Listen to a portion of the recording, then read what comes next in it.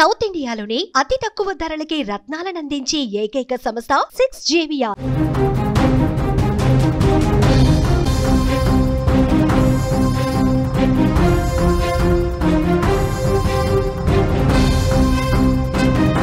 కూలి పని చేసే ప్రతి వ్యక్తికైనా కోట్లకు పడగలెత్తిన వాళ్ళకైనా సరే ప్రతి బిడ్డకు తండ్రే మొట్టమొదటి హీరో.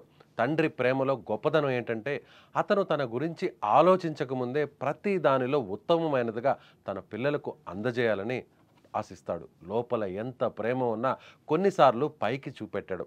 పిల్లలు ఏ స్థితిలో ఉన్నా వారిని ప్రేమిస్తూ పైకి తెచ్చేందుకు నిరంతరం కృషి చేస్తూనే ఉంటాడు తండ్రి. అలాంటి తండ్రి ప్రేమకు మాయని మచ్చ తెచ్చాడు ఓ కిరాతకుడు. అల్లారు ముద్దుగా పెంచాల్సిన కొడుకును అత్యంత పాశవికంగా హతమార్చాడు. 2.5 ఏళ్ల కొడుకును చంపి మూసీలో పడేశాడు. హత్యకు కుమారుడు అనారోగ్య సమస్యలే కారణమని తెలుస్తోంది.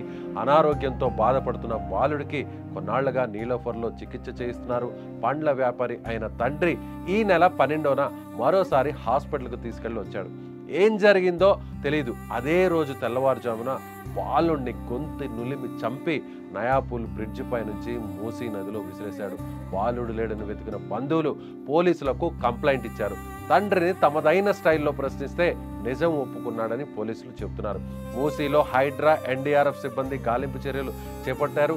కంటికి రెప్పలా కాపాడాల్సిన తండ్రి చేతిలో కుమారుడు హత్యకు గురి కావడం తెలియడంతో స్థానికంగా ఇప్పుడు తీవ్ర విషాదం నెలకొంది. ఏదేమైనా ఇటీవల కాలంలో వివిధ కారణాలతో కన్నవారి చేతిలో పసిప్రాయాలు బలి కావడం ఆందోళనకు గురిచేస్తోంది.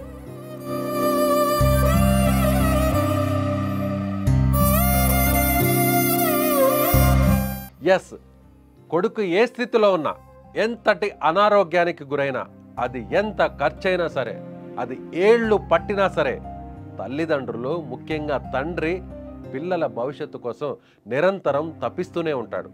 అలాంటిది అనారోగ్య సమస్యలతో బాధపడుతున్నటువంటి చిన్నారుల విషయంలో ఇక ఏ మాత్రం ఆలోచించరు తల్లులు. ఉన్న ఆస్తిపాస్తుల్ని అమ్మైనా సరే ఆ బిడ్డను, కొడుకును ఆరోగ్యంగా చేసుకోవాలని ప్రతి హాస్పిటల్ చుట్టూ తిరుగుతున్నటువంటి తండ్రిని చూశాం. కానీ ఈ ఘటనలో 2.5 ఏళ్ల పిల్లవాడిని తన చేతులతోనే గొంతు నులిమి అత్యంత పాశవికంగా హత్య చేసినటువంటి ఘటన చూస్తే ఇతను తండ్రేనా, వీడా తండ్రి అంటూ అందరూ కూడా ప్రశ్నిస్తున్నటువంటి పరిస్థితి. నిజంగా 2 ఏళ్ల బాలుని చూస్తే చంపడానికి ఆ కసాయి తండ్రికి చేతులు ఎలా వచ్చాయి? అప్పటి వరకు అల్లారు ముద్దుగా పెంచుకున్న తండ్రే ఇంత దారుణంగా చంపేశాడా అని అక్కడికి వచ్చినటువంటి ఆ పిల్లవాడి మృతదేహాన్ని చూస్తే అందరూ కూడా షాక్ అవుతున్నారు. అప్పటి వరకు హాస్పిటల్లో చికిత్స చేయిస్తూ ఎలాగైనా సరే బిడ్డ భవిష్యత్తుకు ఆ తండ్రి పాటుపడతాడు, ఆ బిడ్డ భవిష్యత్తును తీర్చిదిద్దుతాడు, అందుకు అవసరమైనటువంటి ఎంత ఖర్చైనా సరే తాను భరిస్తాడని బంధువులందరూ కూడా ఎంతో గొప్పగా చెప్పుకున్నటువంటి పరిస్థితుల్లో ఒక్కసారిగా ఆ తండ్రే కిరాతకుడుగా మారడం, ఆ తండ్రే హంతకుడుగా మారడం, ముక్కు పచ్చలారని పసిపిల్లవాడిని గొంతు నిలిమి ప్రాణాలు తీసేసి ఆ తర్వాత పాశవికంగా అత్యంత కిరాతకంగా నిర్దాక్షిణ్యంగా నదిలో పడేయడాన్ని ఎవరు కూడా జీర్ణించుకోలేకపోతున్నారు. నిజంగా అనారోగ్య సమస్యలు ఉంటే హాస్పిటల్కి వెళ్ళాలి, హాస్పిటల్లో చికిత్స చేయించాలి, వీలైతే సాయం కోసం ఎవరినైనా సరే చేయి చాపాలి. ఇలాంటి తల్లిదండ్రులు చూసాం, ఇలాంటి ఎంతోమంది తండ్రులను చూసాం. కానీ ఈ ఘటనలో, ఈ కేసులో ఒక దుర్మార్గుడుగా ఉన్నటువంటి తండ్రి తన పాశవికాన్ని, తన దుర్బుద్ధిని చూపించాడు.